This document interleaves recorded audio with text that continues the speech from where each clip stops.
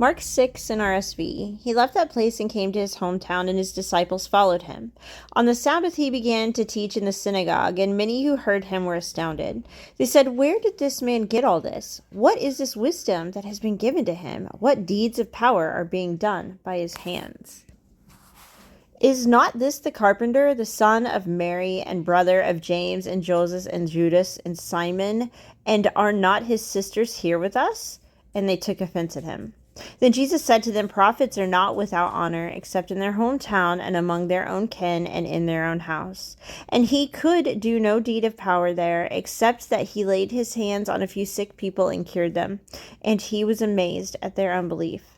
Then he went about among the villages teaching. He called the 12 and began to send them out 2 by 2 and gave them authority over the unclean spirits.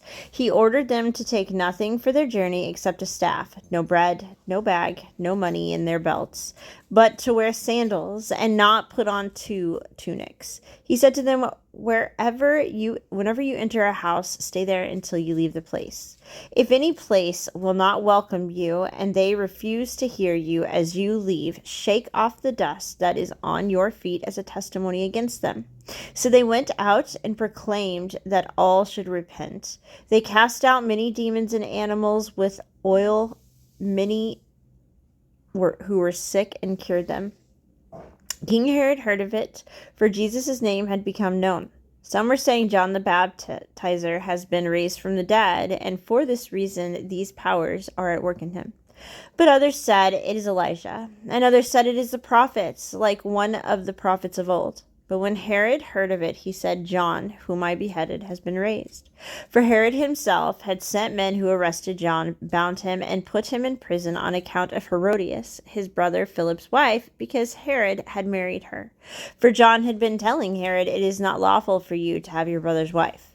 And Herodias had a grudge against him and wanted to kill him, but she could not, for Herod feared John, knowing that he was a righteous and holy man, and he protected him. When he heard him, he was greatly perplexed, and yet he liked to listen to him. But an opportunity came when Herod, on his birthday, gave a banquet for his courtiers and officers and for the leaders of Galilee.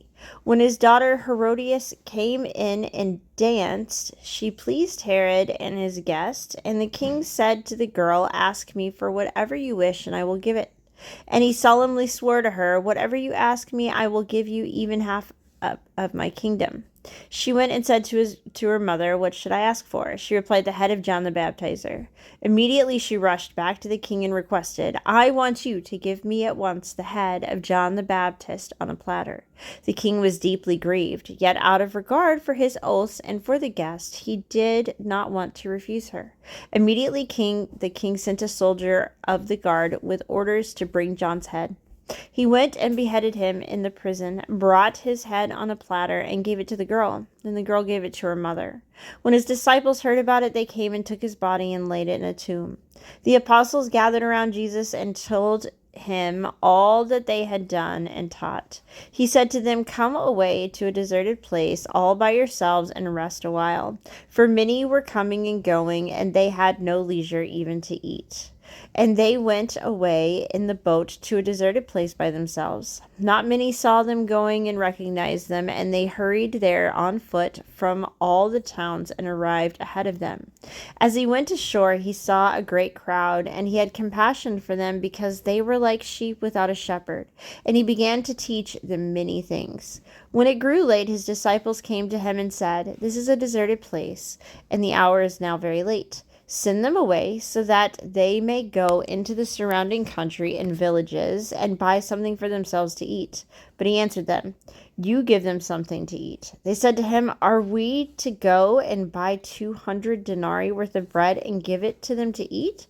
And he said to them, "How many loaves have you? Go and see." When they found out, they said, 5 and 2 fish. Then he ordered them to get all the people to sit down in groups on the green grass. So they sat down in groups of hundreds and in 50s. Taking the 5 loaves and the 2 fish, he looked up to heaven and blessed and broke the loaves and gave them to his disciples to set before the people. And he divided the 2 fish among them all. And all ate and were filled. And they took up 20 baskets full of broken pieces and of the fish.